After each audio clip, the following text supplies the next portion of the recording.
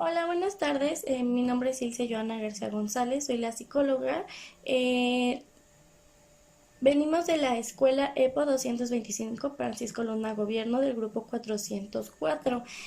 El día de hoy, este podcast, vengo acompañada de la doctora Sotelo de la Cruz Sara, de la víctima Carla Daniela Rodríguez Busto y del padre de familia Nazario Valencia Elizabeth. El día de hoy vamos a ver como tema lo que es la anorexia nerviosa, que viene de la rama pues de los trastornos alimenticios, pero sobre todo nos vamos a enfocar en ella, ya que pues poniéndonos a pensar y metiéndonos a varias investigaciones, algo que pues se da muy seguido. Bueno, le damos la bienvenida a la doctora Sara. Buenas tardes, doctora. ¿Qué me podría decir usted qué es el trastorno alimenticio para empezar? Buenas tardes. Los trastornos alimenticios enmarcan varias enfermedades crónicas progresivas de carácter psicosomático y a pesar de que se manifiestan a través de la conducta alimentaria, en realidad consisten en una complejidad de síntomas entre los que prevalece una alteración o distorsión de la autoimagen corporal, un gran temor a subir de peso y otros problemas relacionados con la aceptación por parte de otras personas. Es Muchas gracias, doctora. Entonces, basándonos en el tema en el que acabo de decir, ¿qué sería para usted, cómo consideraría la anorexia nerviosa? La anorexia nerviosa es un trastorno alimenticio caracterizado por un incesante esfuerzo por adelgazar, una percepción distorsionada de la imagen corporal, un miedo intenso por volverse obeso y la restricción del consumo de alimentos, lo que conlleva un peso corporal considerablemente bajo. Bueno, y para esto, doctora, ¿existen varios tipos de la anorexia nerviosa? Existen dos tipos de anorexia nerviosa.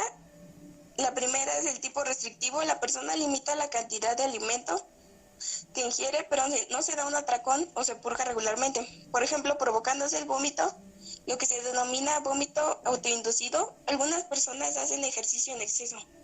Y la segunda es tipo atracón o purga. La persona restringe su ingesta de alimento, pero también regularmente se dan un atracón o se purga.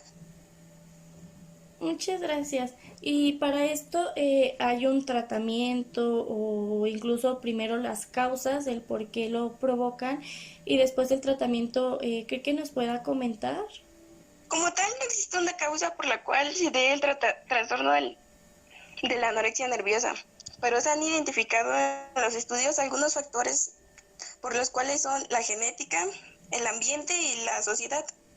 La mayoría de las personas consideran que la obesidad no es atractiva y base a eso, el 50% de las niñas preadolescentes siguen una dieta y empiezan a emplear medidas para controlar su peso. Sin embargo, un reducido porcentaje de estas niñas desarrollan la anorexia nerviosa.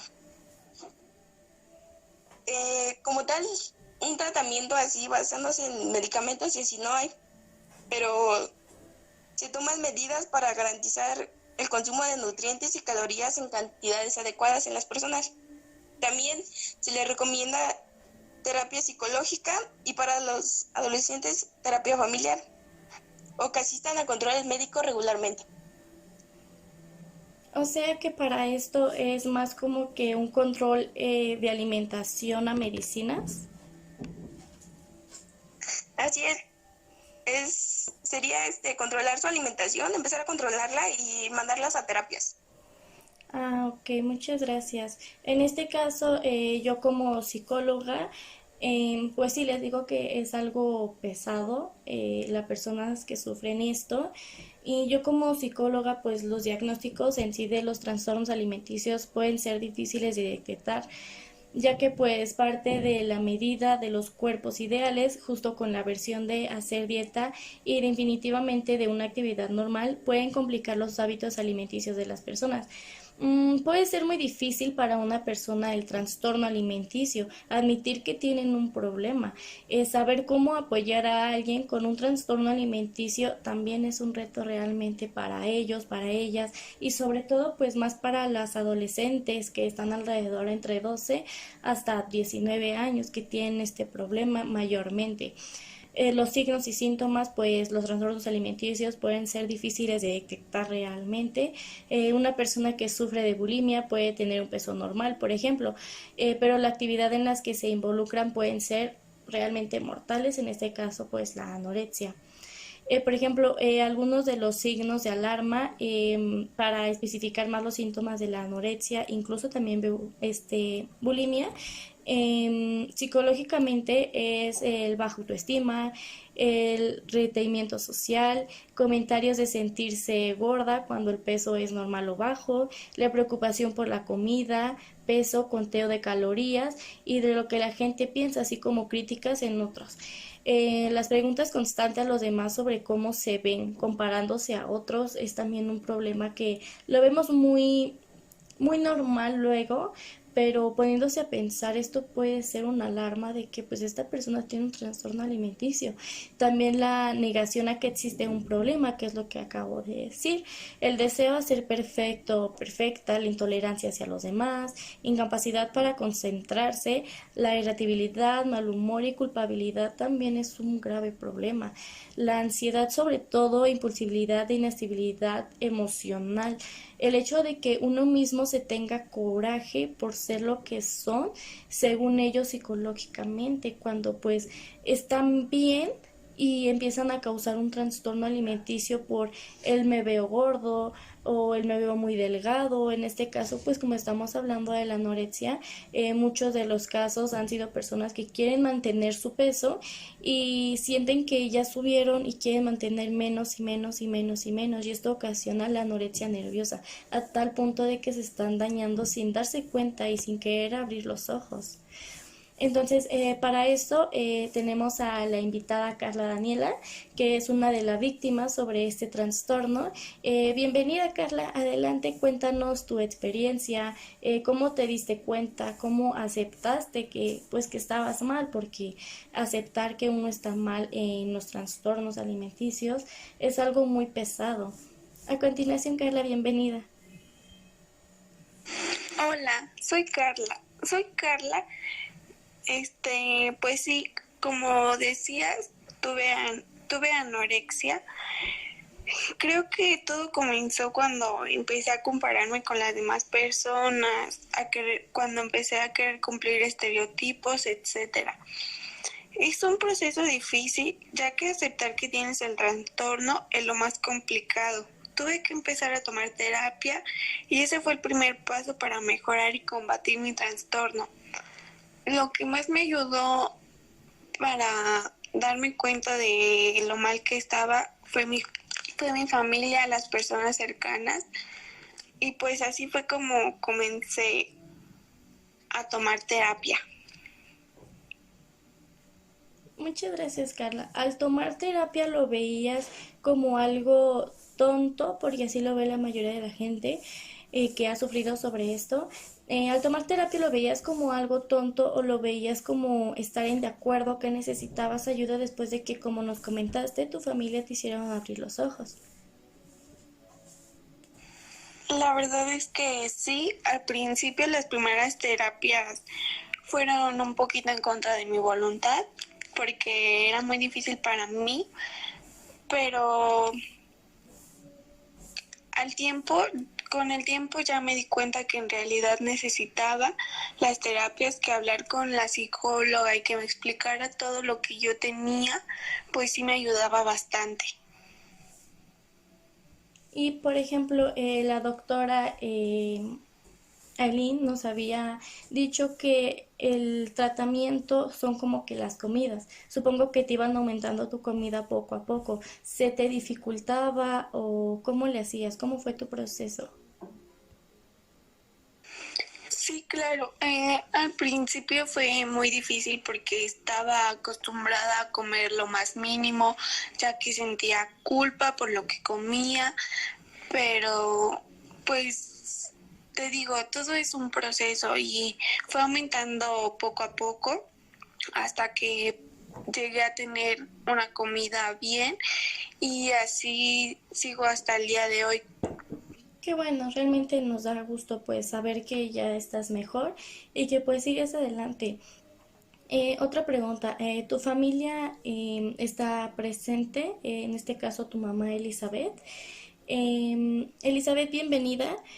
Quisiera que nos contaras para ti cómo fue este proceso de brindarle ayuda a Carla y el saber cómo le hiciste abrir los ojos de que realmente estaba mal. Buenas tardes, psicóloga. Hace 5 años, el día que mi hija Carla cumplía los 13, recibí la noticia de que iba a ser ingresada en la unidad de psiquiatría juvenil del Hospital Clínico de Valladolid. Ya llevamos 5 meses de médicos, psicólogos y desesperación. Decía no tener hambre, pero sobre todo le había cambiado el carácter. No parecía divertirse con nada. No quería ir a clase, estaba triste, controlaba todo lo que comía y como se cocinaba al principio, no reconocía verse gorda. Simplemente no comía porque le dolía la barriga. Si lo hacía, el caso es cada mes perdía un poco más de peso y 35 kilos, aunque era una niña de estatura pequeña, y era alarmante si no se entrenaba. Así que en noviembre del 2012 ingresaba en el hospital, donde la diagnosticaron anorexia nerviosa restrictiva. Mi cabeza no podía creer lo que estábamos viendo. Dejaba a mi hija encerrada en un sitio en el que solo se podía visitar 2 horas al día. Si se portaba bien, vigilaba en todo momento por cámaras y rodeada de otros niños con trastornos psicológicos diversos. El ingreso hospitalario fue duro, pero necesario. Laura empezó a tomar conciencia de que algo le pasaba y quería curarse. Aún no reconocía tener anorexia, pero sabía que no era como antes. Había perdido la alegría y las ganas de vivir y no quería seguir sintiéndose así. Muchas gracias, Elizabeth. Sí se entiende mucho esta parte, ponerse en el papel de esta Carla. Sí, supongo que es algo muy complicado de sobrellevar. Me gustaría preguntarle, ¿usted cómo se sentía emocionalmente al ver a su hija así? ¿Su familia qué pensaba? Me sentía devastada al ver a mi hija tan delgada, no soportaba dejarla encerrada en el hospital. Sí, pues sí, es muy entendible. Y por ejemplo, Carla, ¿tú cómo veías a tu familia? ¿Como alguien que no te comprendía en ese momento por tu querer ser más delgada? ¿O realmente te diste cuenta pues que sí estabas mal y les agarraste o cariño o al contrario, pudiste agarrarles rencor? Platícame. Claro, la verdad es que al principio sí sentía que nadie me entendía, que era muy difícil para mí, pero me sentí alejada de todos. En un momento yo creo que me aislé de todos y ver a mi mamá y familia cercana tan sufrir por mí, creo que esa fue la razón por la que decidí mejorar, tomar terapia, etcétera. Y por ejemplo, a usted, doctora Sara, al manejar casos como los de esta Carla, ¿se le hace complicado o es entendible? O luego las víctimas con usted se ponen, como que, ¿cómo se podría decir? Como que raras, porque pues usted les está dando un diagnóstico y que ya se pongan negativas. Platíqueme. Al principio es difícil porque cuando llegan tienen una mentalidad cerrada y se aferran a que no están, a que están gordas, pero en realidad no. La comida o la tiran cuando las dejamos en el hospital, pero después las empezamos a entender porque base a los estudios comprobamos que hay otros trastornos conectados a esto, como la esquizofrenia o depresión, o otros que absorben su alimentación y así. Entonces empezamos a ver, al principio es abrumador, pero después ya no, porque vas a las terapias y todo eso que se le ponen a las personas que tienen el trastorno, pues van mejorando cada vez, aunque hay algunas personas que no siguen el tratamiento así y fallecen, porque les da la anorexia escala a más gravedad y el 10% de las personas pues tiende a fallecer. Sí, es entendible. Por ejemplo, yo como psicóloga sé que esto también se basa muchísimo en la depresión, en la ansiedad, lo que ya comenté hace un momento. Más sobre la ansiedad, es como que lo que más se basa la anorexia nerviosa, por lo mismo de que pues ellos al verse al espejo se sienten gordos o sienten que ya se ven muy mal y que quieren bajar más y más de peso. Entonces en ese momento les empieza a dar ansiedad. Al momento de darles ansiedad, aunque ellos tengan hambre, no consumen. No consumen ningún tipo de comidas por lo mismo de, no, es que eso lleva muchas grasas o esto me va a subir mucho de peso. Si me como eso me voy a ver mal. Por lo mismo de que pues no se alimentan como deben de, pues sí llegan a la muerte lamentablemente. Pero bueno, realmente este es un tema algo delicado porque muchas familias suelen pasar por esto, no solo tanto como tal las víctimas pasan solitas el proceso porque no, en sí sus familias pasan junto con ellas este proceso porque pues no es fácil verlos así y ya nos lo ha explicado la mamá de esta Carla, ¿no? La señora Elizabeth. Pero bueno, muchísimas gracias Carla, Sara y Elizabeth por tomarse el tiempo de venir a hacer este pequeño podcast. Sara, algo que quieras decir, algo que quieras añadir.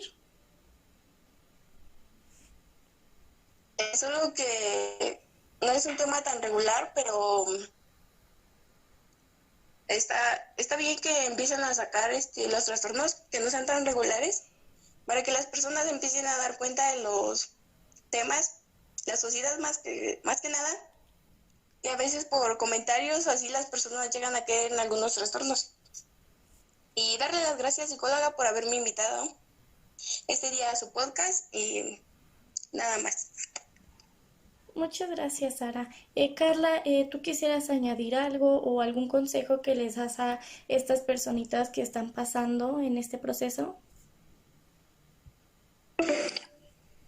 Sí, solamente decirles pues a las adolescentes que no se dejen llevar por los estereotipos, que yo sé que es muy difícil, pero no hay que compararnos, todos los cuerpos son diferentes y pues nunca vamos a poder alcanzar un estereotipo. Y pues muchas gracias también a usted, psicóloga. Muchas gracias. Y por último, señora Elizabeth, algo que quiera añadir, usted, como guste. Desde mi punto de vista, la anorexia en algunos casos equivale a un rechazo radical de la comida del cuerpo de sí mismo, como un modo de permanecer estática, en una actitud que atenta contra la misma naturaleza, lo que equivale a la autodestrucción. Y muchas gracias por invitarme. Muchas gracias a ustedes. Entonces, gracias nuevamente por tomarse el tiempo. Esperemos si le ayude este podcast a gente que está pasando por este proceso o incluso gente que se dé cuenta de que pues está mal. Pero bueno, hasta luego. Esto fue todo por el día de hoy, por el podcast de hoy. Reiteramos, somos el grupo 404 de la Escuela Preparatoria EPO 225, Francisco Luna Gobierno. Muchísimas gracias. Hasta luego.